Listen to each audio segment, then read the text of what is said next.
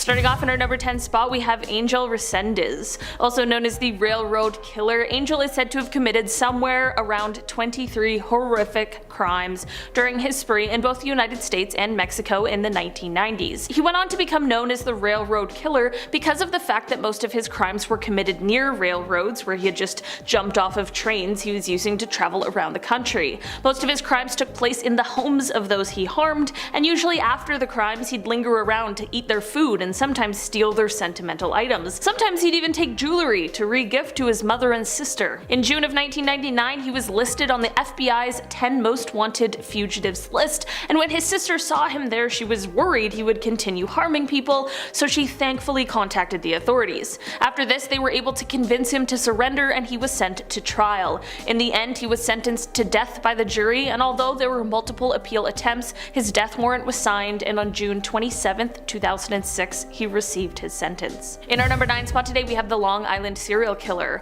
Also known as the Craigslist Ripper, the LISK is an unidentified suspect who is believed to have taken the lives of 10 to 16 people over the last 20 years. The victims so far that are known have been sex workers who used Craigslist to advertise their work. After the disappearance of Shannon Gilbert, police were searching an area along the Ocean Parkway, and that is when they began to discover the remains of the victims. The first 4 were found in December of 2010, with another 6 being found in March and April of 2011. As of December 2015, the FBI is now officially involved in the investigation. There has been a suspect in this case, but any formal charges have not been laid in terms of these crimes.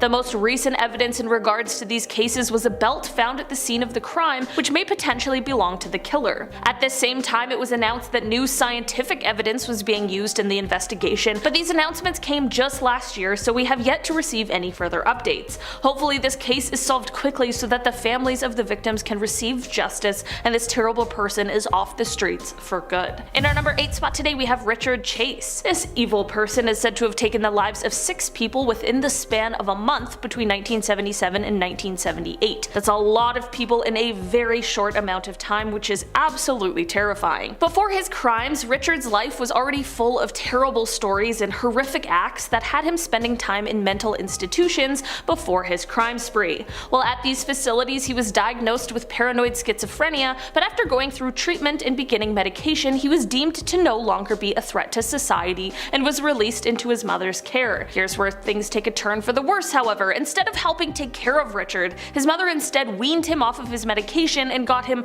all set up with his own apartment. Nice. Really helpful and cool of her. Initially, when he moved into the apartment, he had roommates, but eventually they all moved out and he was alone, which is when things really got wild. He began killing various animals, which he would then eat raw, sometimes mixing the organs with Coca-Cola in a blender and then drinking it. It's horrible. After this, he would unfortunately go on his killing spree, which had horrific details and would only end when he was startled by a visitor at the home of where his final crime took place. He fled the scene, but he was later caught and stood trial. Although there were many attempts to have him be spared of the death sentence, in the end this didn't work. In December of 1980, Richard was found passed away in his jail cell after taking too many of his prescribed medication. In our number 7 spot today, we have Rodney Alcala. Rodney is a horrible monster who was convicted and sentenced to death for 5 killings that he committed in California from 1977 to 1979. He also received an additional 25 years to life after pleading guilty to 2 other killings in New York in 1971 and 1977. Rodney got away with his crimes for a while because he wasn't the top of the list of suspects, because he was said to be the quote charming photographer. Rodney is often referred to as the dating game killer because of his appearance on the show, which, with what we now know about him, is absolutely horrifying. What's crazy is that he actually won the show he was on, but the episode's bachelorette refused to go on a date with him because she found him creepy. This is just a reminder to always trust your instincts. It isn't exactly known just how many victims Rodney had. It is potentially thought that it could be much higher than the number he was convicted for. In July of last year, Rodney passed away in prison at the age of 77. In our number 6 spot today, we have Charles Cullen. This guy used to be a nurse who took the lives of his patients throughout his career, and he may be one of the worst serial killers ever recorded. He confessed to taking the lives of 40 people, but through subsequent interviews, it became apparent that the number was way higher than 40, he just couldn't remember the names of all of them.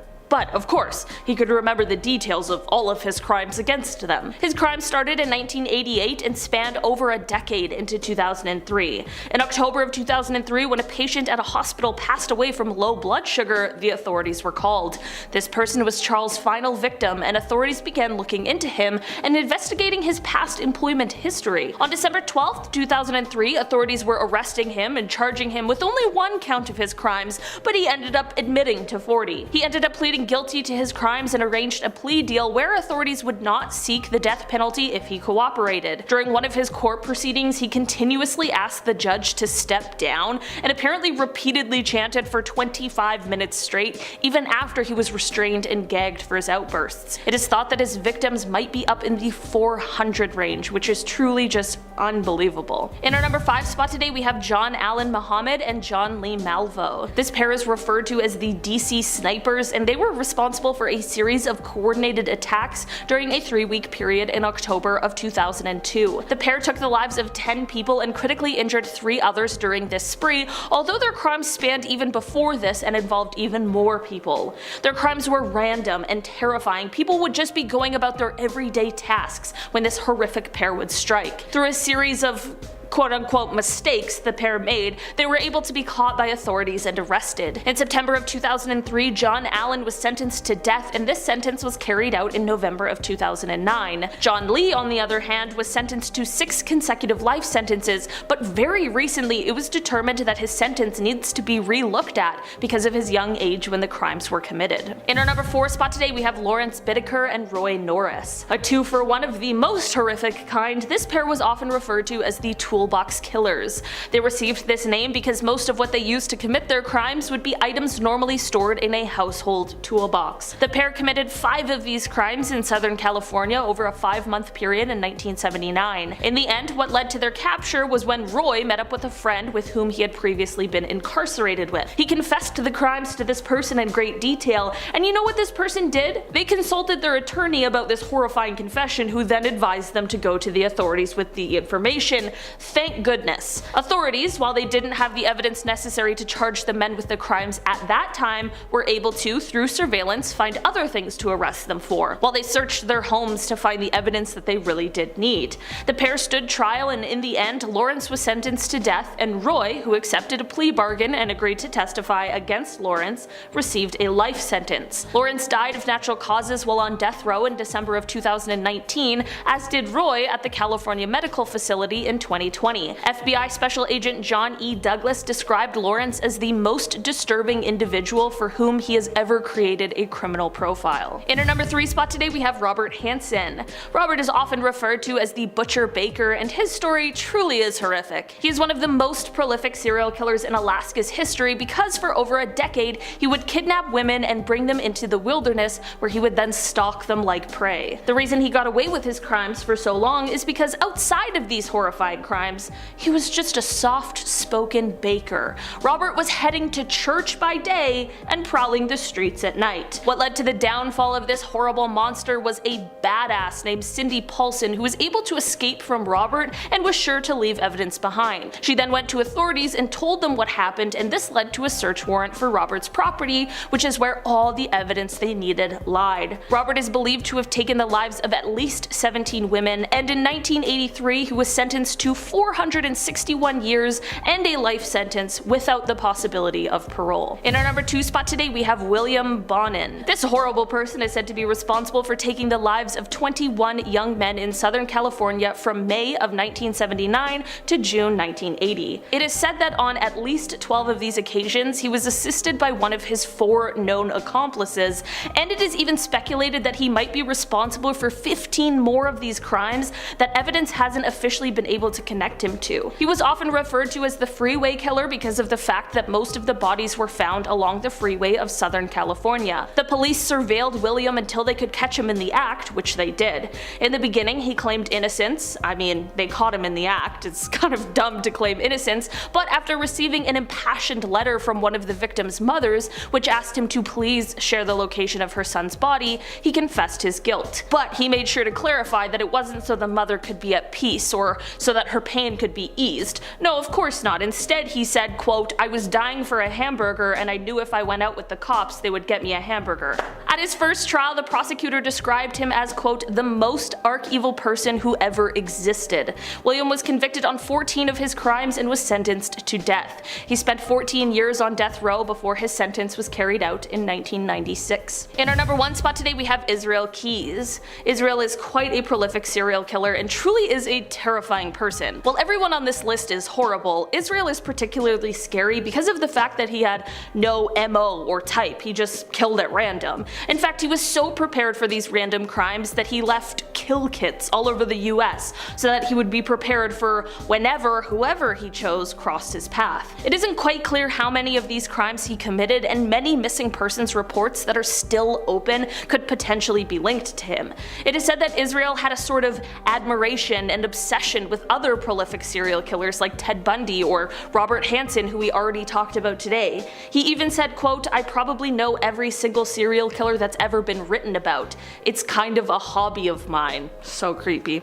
In March of 2012, Israel was finally apprehended and was to stand trial for his crimes, but unfortunately while waiting for trial, he went on to take his own life. He left behind a note and a drawing of 11 skulls, which led authorities to believe that this may be the number of victims he had. Starting off in our number 10 spot, we have the River City Ripper. One of the most terrifying things that exists are serial killers who are still on the loose, especially when you find out that they've been recently active. This serial killer is wanted in connection to 4 different incidents that occurred in Little Rock, Arkansas, 3 of which were fatal. These horrific crimes took place between August of 2020 and April of 2021, and despite one of the victims thankfully surviving the attack and being able to provide a description of the assailant, there's still very little to go on in terms of being able to identify this horrible human. The FBI was contacted shortly after their survivor was able to give a testimony to authorities, and their behavioral analysis team created a profile of this unidentified killer. These crimes are terrible any way you spin them, but one of the most terrifying parts is that they were all just random acts of violence that occurred completely unprovoked. The case has gained quite a bit of attention, but still the monster remains at large. In our number 9 spot today we have Tommy Lynn Sells. Before I get into this one, guys, please don't forget to hit that thumbs up if you're enjoying the video. It really does help us out. Tommy Lynn Sells was an American serial killer who is responsible for 22 confirmed deaths, but authorities have said that they know that there are more. I actually watched an interview that he did, and one of the aspects that scared me the most while watching him talk about his crimes is how you can tell that he committed these acts because he wanted to, and because he liked it. In the end, Tommy was caught because of someone who survived his attack in the most incredible way. She was able to go on and give such a good description of him that it led to his capture, and she was able to positively identify him. Not only did she save her own life, but who knows how many others. In the end, Tommy and his crimes were deemed so horrific that he received the death sentence. While in jail, he said that there wasn't one day that went by where he didn't think about, quote, "the one that got away," which is absolutely chilling. Tommy's life came to an end when he was executed on April 3rd, 2014. In our number 8 spot today we have Glenn Stewart Godwin. Man, this guy definitely has quite the history. So basically in 1980, Glenn was working in California and didn't really have too much of a criminal record. For some reason, he and his roommate, however, decided to make a plan to rob someone that they knew who was once a friend of theirs. Of course, things go awry, and it turns into a botched robbery, and Glenn ends up taking the life of the person they were robbing. Also, this isn't necessarily important to what we're talking about today, but it's so unhinged I just can't leave it out. In an attempt to destroy evidence, Glenn tried to blow up the crime scene. The explosive went off, but obviously they were still able to figure out who committed the crime. Both Glenn and his roommate were both tried and convicted for the crimes in 1983. This, of course, is not where the story ends. In 1987, Glenn tried to escape prison and failed, and this landed him at a higher security prison, Folsom State Prison, which is maximum security. Somehow, once at this new prison, he attempted another escape, and this time was successful. He fled to Mexico, where he tried unsuccessfully to be a part of the illegal drug trade. He was arrested again and sentenced in Mexico,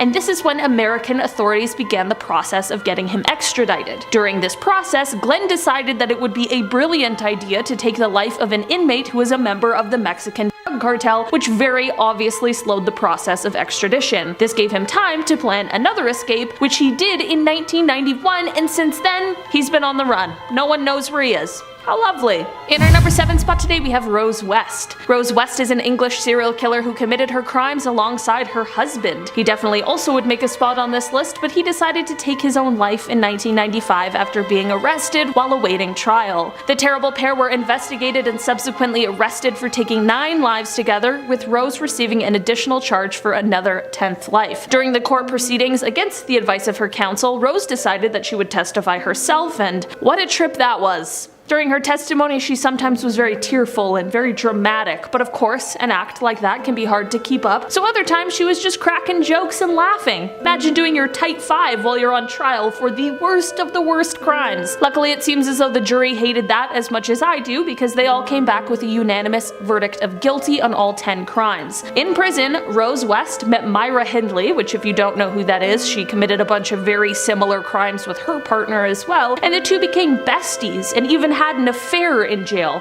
But throughout the whole thing, Rose is still trying to say that she was totally innocent and that Fred was completely responsible for all of the crimes. So wild. In our number 6 spot today we have Chester Turner. Chester is an American serial killer who, on April 30th, 2007, was convicted of taking the lives of 11 women in the Los Angeles area, and on June 19th, 2014, he was convicted of 4 more that they were able to tie back to him. He has been referred to by prosecutors as one of the most prolific serial killers in the city's history, and if you know Los Angeles' history with things like that, that is not something to take lightly. Due to other crimes that Chester had committed where he was caught, he had to submit a DNA sample. This sample is what ended up leading authorities to solving these horrific crimes that he had committed. At the time, these cases were turning cold, but thankfully Chester being caught for other crimes is what allowed them to have a break in the case. In his original trial that led to conviction, Chester was sentenced to death, but at the following one in 2014, he also received an additional death sentence. In our number 5 spot today we have Gary Ridgway. This horrible human being is also sometimes known as the Green River Killer, and his crimes took place somewhere between 1982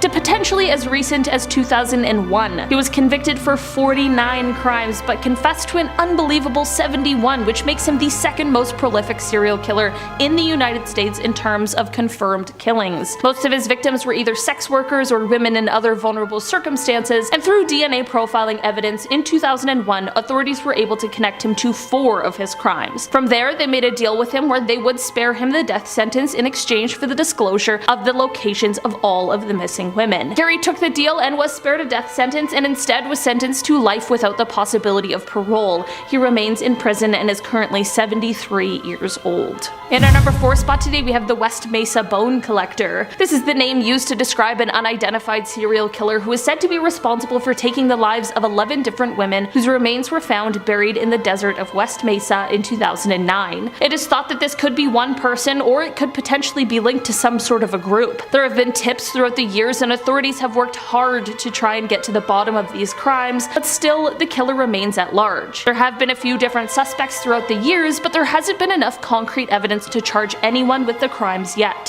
What's interesting about this case is that although the remains were found in 2009, according to authorities, upon examining satellite images, it is believed that the last of the remains were placed there in 2005. In our number 3 spot today we have Hebert Mullen. It is said that Hebert, before his crime spree, was quite bright and well liked. He was voted most likely to succeed in high school, but by his mid-30s his life had taken a dark turn, and he was now a serial killer who would go on to take the lives of at least 13 people. To be perfectly honest, Hebert definitely had some mental illness struggles that greatly contributed to the horrific crimes that he committed. That does not excuse what he has done, but it would be completely unfair not to mention that part of the story. Experts have explained that Hebert suffers from paranoid schizophrenia, and he believed that his crimes were preventing earthquakes in California. He only believed this sort of fantasy more after his arrest because, coincidentally, there were no earthquakes in California during his crime spree, but there was one shortly after his arrest. In 1973, he was sentenced to life in prison, and although he has been up for parole a number of times, he has been denied every time, with the next hearing taking place in 2025. In our number 2 spot today we have Jeffrey Dahmer. This is one man who was exceptionally terrifying because of his actions, but he was also very smart, which adds an extra layer of terror to this one. Dahmer, who became known as the Milwaukee Monster, is one of the most prolific serial killers ever, and considering everyone we've talked about today, we know that's not an easy title to get. He became fixated with animals at a young age, and if you're interested in true crime in criminology, you know what happens next and how bad of a sign it is. Dahmer dropped out of business school due to alcohol abuse after just 3 months and enlisted in the US Army to train as a medical specialist, but that didn't last long as he was discharged after he attacked 2 fellow soldiers. After this, Dahmer fell hard into alcoholism, and this is when he went on his killing spree. Just to be clear, those 2 things are not related. I know you know that, but I don't want anyone to think otherwise. Between 1971 and 1999, Dahmer went on to take the lives of 17 people, and some of the things that came after included the permanent preservation of the body parts, typically all or part of the skeleton. So, yeah. Things were very, very dark. One of his victims was able to escape and booked it to the police, which is of course what led to Dahmer being caught for his atrocious crimes. When they got there, the chief medical examiner remarked that it was more like dismantling someone's museum than an actual crime scene. In the end, Dahmer was tried and convicted and sentenced to 15 life imprisonments, and in February of 1992 he received an additional life sentence for a crime he hadn't yet been tried for that occurred in Ohio. In our number 1 spot today we have Christopher Scarver. On June 1st, 1990, Christopher showed up at the Wisconsin Conservation Corps Training Program office, and there he demanded money from the man he found. When the man only gave him $15, Christopher went on to shoot him. Christopher then went and demanded money from another man and continued to shoot the man that he had already shot until this second man gave him more money. Christopher was caught and convicted for this atrocious crime, but his story does not end here. On November 28, 1994, Christopher was assigned work detail with 2 other inmates. One was Jesse Anderson, who had taken the life of his own wife, and the other was none other than the man we just talked about, prolific serial killer and monster, Jeffrey Dahmer. Well, when the 3 were left alone, Christopher took a bar from a piece of equipment in the exercise room, and he used that to basically beat and then kill the other 2. Not gonna lie, there is no excuse and no reason for any of the crimes that these people committed, including these ones, but there is a very weird sort of poetic justice to that. Christopher was tried again for these 2 crimes and received 2 more life sentences. Starting off this list in our number 10 spot, we have the Alphabet. There are a lot of scary people on this list today, but some of the scariest people out there are the ones we know have committed horrific crimes, but have yet to be identified. Yes, we are talking cold cases, unsolved crimes right now, and we are talking one of the worst. The Alphabet killings are a series of unsolved crimes named because of how each victim had their first initial that matched their last. So like their first name and their last name started with the same letter. They know the crimes are linked, or at least have reason to suspect they are, because of a similar MO that includes how the life was taken and where the remains were placed afterwards. They were all taken in a similar area around a similar time. There are theories and suspects as to who could have committed these horrific crimes, but as of right now, no one knows for sure. These crimes were committed between 1971 and 1973 in Rochester, New York, and because of the timing, it's possible that whoever committed these crimes could still be alive, but perhaps they're not. Authorities, despite having an immensely difficult job placed in front of them, are still committed and trying to solve this case. In our number 9 spot today, we have John Wayne Gacy. With a nickname like Killer Clown, it is abundantly clear why everyone would want to stay away from this actual monster. He got his start in this horrifying nickname by being a clown for children's birthday parties, charitable events, and that sort of thing. According to Gacy himself, all of his crimes were committed inside of his ranch house, where he would lure his victims into. He would then trick them into wearing handcuffs under the pretense that he was going to show some sort of a magic trick, and from here the horror unfortunately ensued. It is thought that he took the lives of somewhere around 33 young men, most of which he buried in a crawl space in his home. On the evening of December 11th, 1978, Gacy took the life of his last victim, Robert Heist. Gacy lured the young man in when he went into the pharmacy that he worked at, and while talking with the store owner, loudly declared so that Robert could hear that he often hired teenagers for his firm at a starting rate of $5 per hour, which was double what Robert was getting at the pharmacy. In hopes of getting a new good job, Robert ended up inquiring further after his shift at the pharmacy was over. When Robert's mother filed a missing persons report, the pharmacy owner was able to explain that Gacy was likely the person he went to speak to about a job, and when the police looked into Gacy's background, all the pieces were there, just waiting to be put together. Subsequent investigation, questioning, and searches led police to gather all of the evidence they needed to arrest and charge him, and his conviction for 33 killings was, at the time, the most by one individual in the United States legal history. He was sentenced to death on March 13, 1980, and on May 10, 1994, he was executed by lethal injection,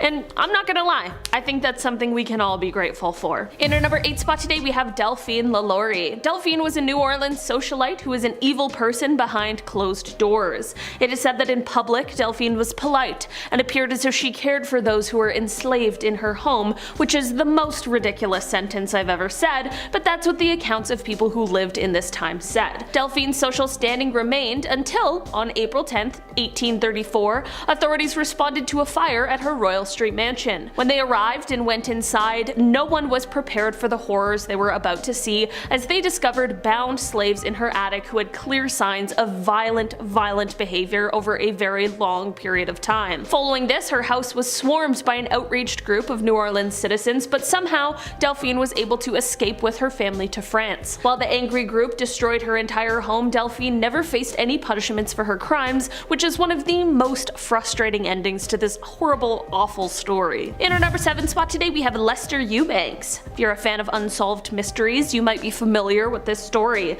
Lester is a man who is convicted and sentenced to prison in 1966 for taking someone's life. In December of 1973, Lester was a part of an honor assignment that gave him the opportunity to be at the mall to do some Christmas shopping. While at the mall, he ended up escaping custody and has been on the run ever since. Through investigations into his family and friends, police were led to a center for troubled youth where he was said to have been working, but Lester was nowhere to be found. The most recent development in this case came in 2019 when Lester's biological son agreed to give a DNA sample which could be used to link Lester to recent crimes and maybe give an idea on where he could be hiding, but FBI policies that you cannot search using a family member's DNA. It's crazy that someone could be on the run for so long without anyone recognizing or finding them, and it makes me really wonder if anyone in his new life knows about his dark past. In our number 6 spot today, we have the Honolulu Killer. This is another one of those pesky, horrifying, unidentified serial who of course was active in and around Honolulu, Hawaii. These crimes took place in 1985 and 1986, and throughout those years it is said that whoever is responsible for these crimes took the lives of at least 5 women. The women seemingly didn't have any connection to each other as they were all from different walks of life, but because of the gruesome similarities of each crime, authorities were able to determine that they were likely committed by the same person. Despite the years it's been, the perpetrator has never been identified and could still be out there somewhere, hiding from taking responsibility for their actions. In our number 5 spot today, we have Daniel Perez. Daniel Perez might be better known by his alias Lou Castro, but he truthfully is just best not being known at all because he sucks. Daniel led a cult that was located on a 20-acre property in a rural area just north of Wichita. He convinced his followers that he had magical powers, and he told them all that he was a centuries-old angel who needed to commit some horrific crimes in order to stay alive. Weird story. These crimes would have certainly been more than enough to throw him on this list, but he of course just couldn't stop at committing one type of crime. He had to make sure he just really stole the show on being the worst. Basically, he had this clever idea to use his followers' life insurance policies to live a lavish lifestyle, like as if no one would think that's weird or suspicious. While some of these life insurance policies were collected through regular means, of course that kind of greed only leads to evil things, which of course means that he ended up taking one of his followers' lives so he could collect the cash. It is thought that he also contributed to the deaths of some of the other people's life insurance policies he cashed in on, but unfortunately there was never any evidence that would be able to substantiate that claim. Despite this, however, on April 21st, 2010, authorities were able to arrest Daniel and he was charged with 28 felonies. In February of 2015, he was convicted on all counts and received a sentence of 80 years in jail. In our number 4 spot today, we have the I-70. This is the name of what is believed to be an unidentified serial who is known to have taken the lives of 6 store clerks in the Midwest in the spring of 1992. The reason he is referred to as the I-70 killer is because most of the stores were just a few miles off of Interstate 70. While most of his victims were women, there was one man, but it is believed that he may have been expecting a female employee. The killings were clearly the main objective of his crimes as well, considering the fact that at each scene there was only a small amount of cash that was taken. Aside from these initial 6 crimes, it is thought that he also also might be responsible for the deaths of 3 more store clerks in Texas in 1993 and 1994, as well as 1 more in Indiana in 2001. This story has been featured on episodes of Unsolved Mysteries, America's Most Wanted, and Dark Minds, but despite this, whoever is responsible has never been identified. In our number 3 spot today, we have Ted Kaczynski. Ted Kaczynski is most often referred to as the Unabomber due to the atrocious crimes that he committed. He was known as being quite bright from a young age, and it is believed that he had an IQ of about 167. He was accepted into Harvard at the age of just 16, and he went on to receive a PhD. At 25, things were still looking bright for the guy as he had landed himself a job as an assistant professor at the University of California, Berkeley, but 2 years later he resigned from that position and his life took quite a drastic and dark turn. In 1971, it is said that Ted moved to a remote cabin in Montana that had no electricity or running water. From 1971 until 1977, Ted learned to live a hermit, off-the-grid style life while learning different survival skills, but once 1978 rolled around, he was ready to start his terror campaign. From here until 1995, he began a nationwide against people who were involved with modern technology. He planted these weapons or would mail them, and in the end took the lives of 3 people and severely injured 23. Just like many of these kinds of people, his own ego and delusions got in the way, because on April 24th, 1995, he sent an anonymous handwritten letter that was addressed to the police via the New York Times. His own brother ended up recognizing his handwriting, however, and that's the tip that he gave to the FBI. Ted was captured, tried, and sentenced to life in prison with no possibility of parole. In our number 2 spot today, we have Dorothea Puente. You know the saying, don't judge a book by its cover? Well, this is certainly a case of that. If you took one glance at Dorothea and knew nothing about her, you'd probably assume she was someone's kind grandma who also had some cookies and a glass of milk waiting around, but that could not be any further from the actual truth. She was actually a serial and she decided to prey upon some of the most vulnerable people in our communities, people who were seeking help and assistance. Dorothea operated a large rooming house that was set in a large Victorian home in Sacramento, California. The residents who would often stay there were people who struggled with different substances such as alcohol, people who had been in mental hospitals, and the elderly. All of these people were receiving social security checks, and if they suddenly vanished, she figured no one would ask. In 1982, they did begin to vanish, but of course, their social security checks were continually being cashed. Of course, as it turns out, Dorothea was taking their lives and then their money. She has now been called the landlady from hell. In our number 1 spot today, we have Albert Fish. Albert is one of the oldest people on this list, but that does not mean his crimes were any less horrific than anyone else's. Dubbed the Brooklyn Vampire or the Moon Maniac or even the Boogeyman himself, it is clear that Albert was a terrible human being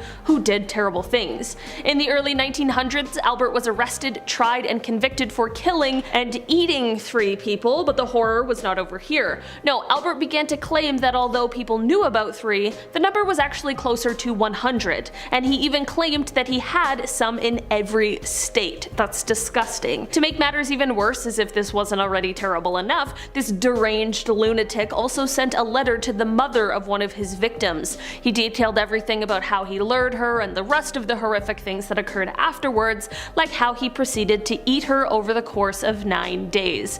Yeah, this is another person that I am not sad at all that they don't exist anymore. It's perfectly fine by me. Starting off this countdown, we have Elizabeth Wettlaufer.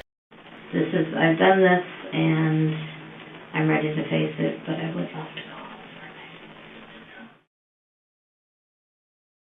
Elizabeth Wettlaufer was a Canadian registered nurse for 9 years in southwestern Ontario. In 2016, she quit her nursing job, checked herself into a psychiatric hospital, and confessed to her crimes. Apparently, between 2007 to 2016, she used her powers as a nurse to take the lives of 8 of her patients and injured 6 others. She would do so by giving them lethal doses of insulin. She also admitted to stealing opioids to fuel her personal addiction. After she confessed to the killings, an interview took place with the police, and that's when she confessed her crimes once again, this time in a detailed statement. Apparently, she had voices in her head telling her to kill those patients. Part of me had started to believe that it was the devil, and part of me thought it might be God, as a purpose through my life. At first, she believed that this was God talking to her, so she felt okay killing for him. Then later on, she thought maybe it was the devil. On top of that, she claimed that it was a gut instinct telling her that these people needed to be killed. And once she did the deed, she would hear laughter in her chest. Whatever it wasn't a voice in my head, it was a voice in here. And when I would do it afterwards, I would hear like a laughter in my head. She was sentenced to 8 concurrent life sentences with no chance of parole for 25 years. In our 9th spot, we have Robert Durst. Robert Durst is an American convicted murderer and possible serial killer. It all started in 1982 with the disappearance of his wife, Kathy Durst. Obviously, he was the main suspect. Then in 2000, he murdered one of his friends, Susan Berman, and in 2001, he killed his neighbor. And just this year, he was finally convicted for killing his wife. During his interviews and interrogations, he maintained his innocence, claiming that he never did it. But after one of his final interviews, he made a grave mistake. He went to the bathroom and didn't realize that his mic was still on. While in the bathroom, he was talking to himself and basically confessed to the killings. There it is. You're caught. Disaster. What the hell did I do? Kill them all. Of course. The interviewers were completely shocked by what they heard, and Robert was immediately arrested. In our 8th spot, we have Daniel Wozenak. Daniel Wozenak is a former community theater actor who in May of 2010 took the lives of 2 people. During that time, he was struggling financially. He was in debt and unemployed. Then when he heard that his friend Sam Herr had $62,000 from combat pay, he decided to kill Sam in order to steal his money. Then he ended up killing a woman named Julie Kabushi, a 23-year-old college student who was tutoring Sam. His plan was to make it seem like Sam killed Julie and then went on the run, but in the end, he was caught. This video is from the police interrogation of Daniel. Here's him putting the blame on Sam. Opened the door, it was Sam. I'm like, hey man, what's going on? Everything good? And he's like, not good, we're in trouble. We need to get the out of here. And so we drove, he's like, there's a dead body in my apartment. He said he'd been doing some heavy drugs. He's like, I shot somebody. I was not happy about it. It was a fit of rage, and honestly, she had it coming. I said she. But of course, the police weren't buying his story. It was all too convenient. Where's the gun, Sam? What did you do with the gun? I'm not Sam, my name's Dan.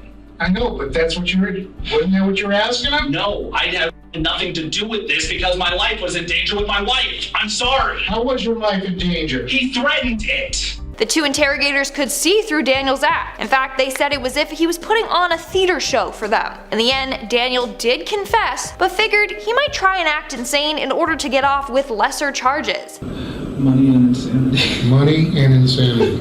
Okay. In our 7th spot, we have patient number 18. Now, this has got to be one of the creepiest and mysterious clips on the internet. It's an interview featuring a man named Patient 18. This interview is filmed at a psychiatric hospital, and this man is there because he has schizophrenia. This tape is actually what schools use to teach their students about schizophrenia and the mind. But it's mysterious because we don't know much about this dude. Now, I just want to say, having schizophrenia or mental health issues does not make this guy an evil person. He's on today's list because apparently at the hospital he admitted to taking someone's life. Plus, he has a history of criminal behavior. Upon doing more research, this might be a man named Stephen E. Anyways, take a look at this interview. And what happened that ended up with your being here in the hospital? The psychiatrist decided that this was the situation for me. Did he tell you why? No, the psychiatrist did not. Has anybody told you why?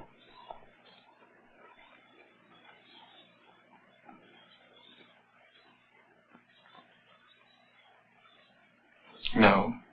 I got chills. I don't know about you. It's quite interesting how he carefully plans out his answers. Plus, no matter what they're talking about, he still shows no emotion. And in what way are you different?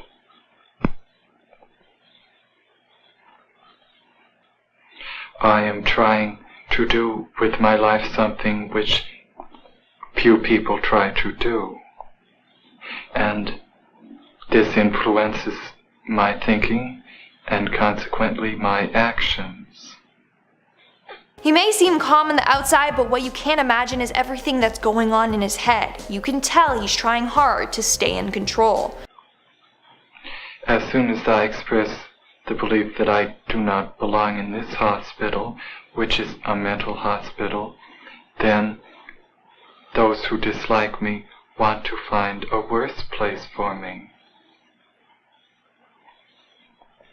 In our 6th spot, we have Alonzo Perez. In 2016, Alonzo Perez was charged for a series of crimes, including robbery with use of a deadly weapon, attempted murder with use of a deadly weapon, grand larceny, and battery. He was also arrested in connection with the death of Mohammed Robinson. This is footage of Alonzo inside of the interrogation cell waiting to be questioned. But not much of that actually happens, as he manages to escape. First, we see him looking around at the cameras, and then he decides to forcibly remove his handcuffs.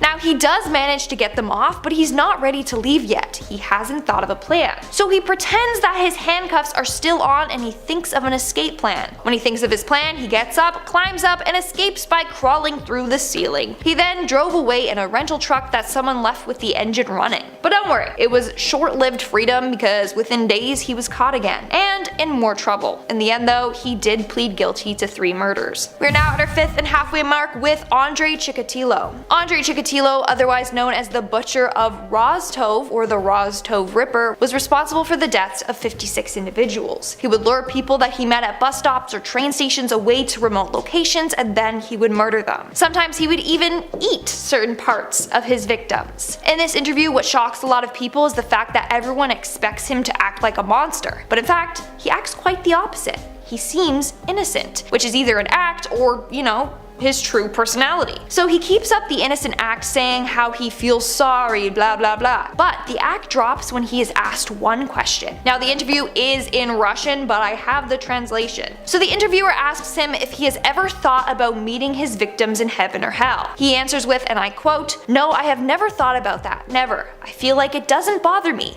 I have never thought about it. I have already passed all rounds of hell in my life. I am already ready to pass away to the other world again." That right there is creepy, not gonna lie. In our 4th spot, we have David Berkowitz, but you probably better know him as the Son of Sam. He was a serial killer who took the lives of 6 individuals and wounded 7 others in New York City for more than a year. He would typically target good-looking young women with long brown hair. As a result, a number of women were cutting their hair short or dyeing it blonde. He was eventually known as the Son of Sam because he would leave letters near his victims' bodies, signing it off with that name. In the end, he was caught and claimed that his neighbor's dog was possessed by a demon, and that this demon dog was the one telling him to kill these people. Wild, I know. Well, years later, he did this interview. He admits to being into Satanism and how it influenced him. Yeah. When you talk about Satan, what are you actually referring to? Well, many people may not really understand that, but there was a time I was so confused and so troubled that I was seeking meaning and purpose. I was seeking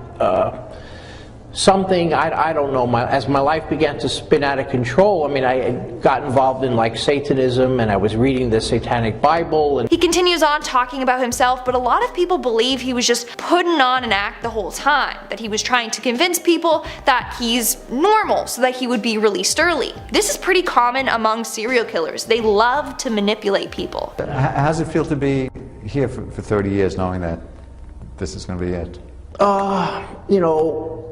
It's like, the expression, take one day at a time, and it's never easy, being incarcerated. I have no one to blame but myself. In our 3rd spot, we have Michael Beaver. In July of 2015, 16-year-old Michael Beaver and his 18-year-old brother Robert took the lives of their parents and 3 siblings. They first attacked their sister. When she screamed, their mother ran out of the bedroom and they stabbed her over 50 times. Eventually, they worked their way around the house, killing their family members. It's a very scary and graphic case. In this interview, Michael completely confesses to everything to an officer. So he was buying weapons because you guys had talked about murdering. Yeah, and he started planning again. Okay. And that you didn't want to do it? I don't want to do it. I didn't, just because I didn't kill anyone. Okay. I stabbed someone. Who did you stab? My younger brother, Christopher. Christopher? How old is Christopher? 9, I think. What'd you stab him with? My knife. What's your knife look like? There's literally no emotion in his voice, and for being so young, he doesn't seem affected by this at all. But here's the thing, this guy was obsessed with other killers, and the police officer noticed this and kept prying. Because you mentioned a couple names of, are those like serial killers or something? What, like Columbine? Yeah. Columbine and James Egan Holmes. James Egan Holmes is a guy that shot at the theater. In Colorado? Yeah, he killed 12 and... Wow. How many were killed in Columbine? Columbine, I don't know, like 15, okay. I think. He knew the killer's first and last names and their kill count. No one just knows that information off the top of their head, so that's creepy. In our second spot, we have the BTK killer. Between the years of 1974 to 1991, American serial killer Dennis Rader took the lives of 10 individuals. In 2005, he was convicted for his crimes and was sentenced to 175 years in solitary confinement without the possibility of parole. This video is Dennis's confession to killing Maureen Hedge. So I very carefully snuck into the house, kind of like a cat burglar, and after checking the house, she wasn't there. So about that time, the doors rattled, so I went back to one of the bedrooms and hid back there in one of the bedrooms. He then proceeded to talk about how he stayed in her house for hours until the next morning when he woke up and strangled her. No, I manually strangled her when she started to scream. So you used your hands? Yes, sir. And you strangled her? Did she die? Yes. It's chilling seeing him talk so casually about all of this. And in our number one spot today, we have Issei Sagawa. たった指先ほどの小さな銃弾を放ったことによってさまざまな人たちを傷つけ、あるいは変えてしまう。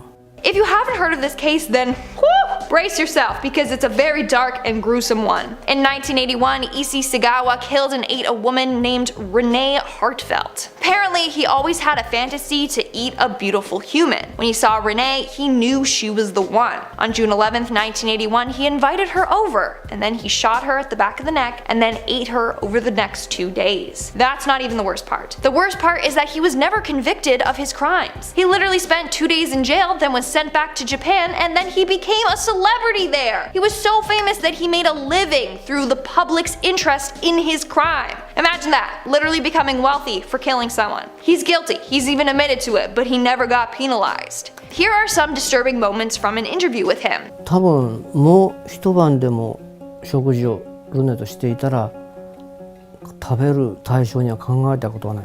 自分の書いたシナリオ、ずっと前からそういうシチュエーションを考えて、どっから食べる、どうやってやる、全てこう頭の中にシナリオができてた。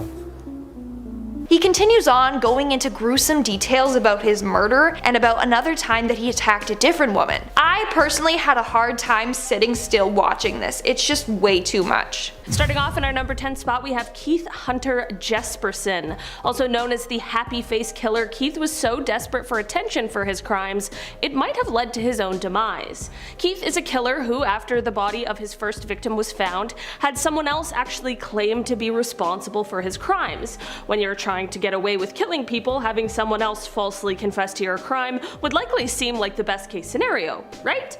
Well, not for Keith. He wanted to be known for his crimes, so to help himself get media attention, he drew a smiley face on a bathroom wall hundreds of miles away from his crime scene, and here he left an anonymous letter where he confessed to the crime and provided proof. He didn't end up receiving a reply, so he decided to write more letters to the media and to authorities, each signed with a smiley face. In the end, Keith was initially caught after he became the prime suspect in the death of his girlfriend at the time. Previously, his victims had been people he had no connection to, so this truly was the mistake the authorities needed to catch him. Keith then admitted to his crimes, and while he has formally been linked to 8 deaths, he has confessed to somewhere around 185. Keith was tried and sentenced to life without parole for his heinous crimes, and he remains in prison at Oregon State Penitentiary. In our number 9 spot today, we have Franklin Dwayne Alex. Franklin is a man who had quite an insane crime spree that lasted for about 6 months in the 1990s. Although short, it was anything but sweet. The spree started off in August of 1997 in Houston, Texas. Over the course of this spree, Franklin took the lives of at least 3 people, people, he committed robberies, he harmed people, he attempted to take more lives where thankfully the people survived, he kidnapped people, literally any serious crime he could commit during those 6 months he was doing it. In the end, Franklin was caught and put on trial for his crime spree, and he received a sentence of death which was carried out on March 30th, 2010. In our number 8 spot today we have David Parker Ray. Often referred to as the Toy Box Killer, this guy is anything but fun. This serial killer nickname comes from how he soundproofed a semi-trailer, which he called his toy box, and he equipped it full of everything a nightmare human being would need to commit his horrific crimes. Here's the thing, although he was highly suspected of taking lives, there was never enough evidence to prove it because the bodies were never found. This means that although many people are quite sure that he did such things, he was never officially tried for it. He was, however, tried and convicted for kidnapping as well as for harming those he had taken. He would sometimes include his wife in these instances, as she was a willing participant, and then many of those he took he would later drop off on the side of the road somewhere after using barbiturates in an attempt to destroy their memories that could potentially identify him. Whether he took any lives or not is still up for debate, I suppose, but that does not mean he is any better than anyone else on this list. He is equally as horrible of a person. In the end, David was convicted for his crimes, which is thought to be up in the range of about 60 instances in 2001, and then he died of a heart attack in 2002 in prison. In our number 7 spot today we have Arthur Shawcross. This man is also known as the Genesee River Killer, and his crime spree began in 1972.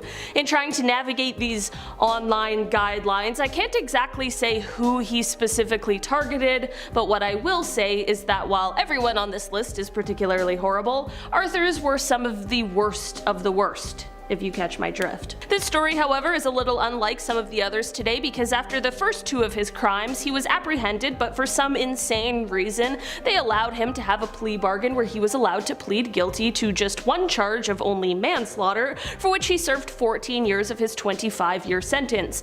In the least surprising turn of events, once he was released on early probation, his real crime spree got started. He would go on to take the lives of 12 women from 1988 and 1989.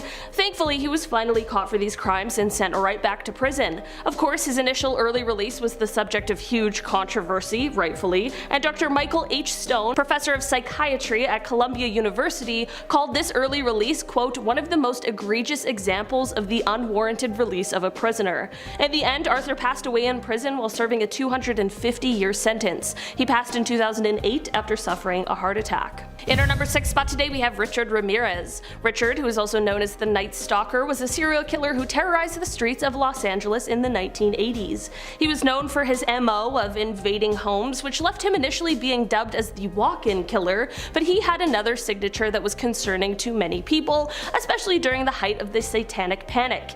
Richard was known for leaving behind different satanic messages at the scene of his crimes. Because of his satanic signature, after he left his first pentagram at the scene of the crime, authorities became worried that he was a Charles Manson copycat, but instead he was just his own kind of monster. It is said that he would leave more pentagrams behind while also telling his victims to swear to Satan instead of God. During his court appearances, he would hold up a pentagram, and after pleading not guilty, he said, "Hail Satan." In our number 5 spot today we have the Colonial Parkway Monster. Between 1986 and 1989, there were 3 couples who were found in their cars after their lives had been taken, and all of these couples were found along Virginia's Colonial Parkway.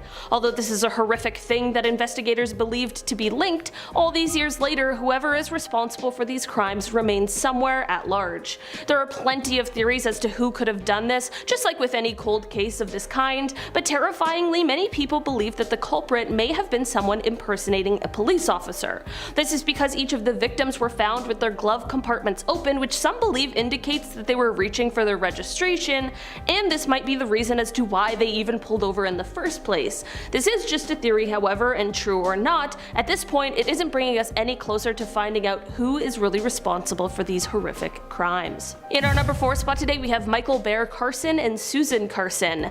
This couple is not one that anyone would want to encounter. The stories of these two come from the 80s. They were married, and on the outside they appeared just like a couple of harmless hippies. We all know not to judge a book by its cover though. In the end, they would go on to become known as the San Francisco Francisco witch killers. Yeah, not just a thing for Salem in the 1600s, unfortunately. Basically, together the pair took the lives of 3 separate people between 1981 and 1983. They started off by killing their roommate, who Susan claimed was a witch, and said that she was stealing her quote health, power, and beauty. Sounds like someone was a little jealous to me. They next killed one guy that they worked on a farm with because they said that he was a demon. The final person they took the life of unfortunately picked up the pair as they were hitchhiking, and they took his life because they claimed that he was a quote black witch, whatever that means. Essentially, they were just committing crimes against people that they claimed to be witches. The pair were each tried and convicted for each separate crime and are both serving sentences of 75 years to life. Neither of them have shown any kind of remorse for what they've done. In our number 3 spot today, we have Kenneth Bianchi. The Hillside Strangler, which was later found out to be a pair of cousins working together, were Kenneth Bianchi and Angelo Buono Jr. The two were charged and convicted for harming and taking the lives of 10 separate women together, with Kenneth taking the lives of 2 others on his own. After an extremely intensive investigation and the arrest of the two, Kenneth began to try and set up an insanity defense. He claimed dissociative identity disorder. He blamed his alter ego Steve for the horrific multitude of crimes. Luckily, however, a court psychologist, Dr. Martin Orn, observed him and his behavior and found that his claims were untrue. After being presented with this finding, Kenneth agreed to plead guilty and testify against his cousin in exchange for leniency on his sentence. He ended up being sentenced to life in prison, with his cousin getting sentenced to life without the possibility of parole. While Angelo had a heart attack and passed in 2002, Kenneth still remains in prison. In our number 2 spot today, we have Vicki Dawn Jackson. Vicki was a woman who worked as a nurse for a number of years. She first got her nursing license in 1989, but it wasn't until the 2000s when things took a very dark turn. Between December of 2000 and February of 2001, the hospital that Vicki was working for recorded a number of deaths that was unusual. It was a higher amount. Most of these patients were in the age range of 60 to 100 years old, so of course people just chalked this up to the advanced age of most of these patients, but a rumor began to spread that someone just might be responsible. After this, the hospital's administrator noticed that a vial of called Mivacron had gone missing. You might see where I'm going with this. As it turns out, the person responsible was Nurse Vicki, and she had at least 10 patients whose lives she took by giving them too much of this missing drug. It was a muscle relaxant. Take in that this is 10 people between December and February. That is an unbelievable amount of people in a remarkably short amount of time. You might be wondering why she took these lives, and apparently she did it when she found those people rude or quote too demanding. In our number 1 spot today, we have the Axemen of New Orleans. Unfortunately, this is not the name of some terrible horror flick, and instead it is the moniker given to a terrible, unidentified serial killer.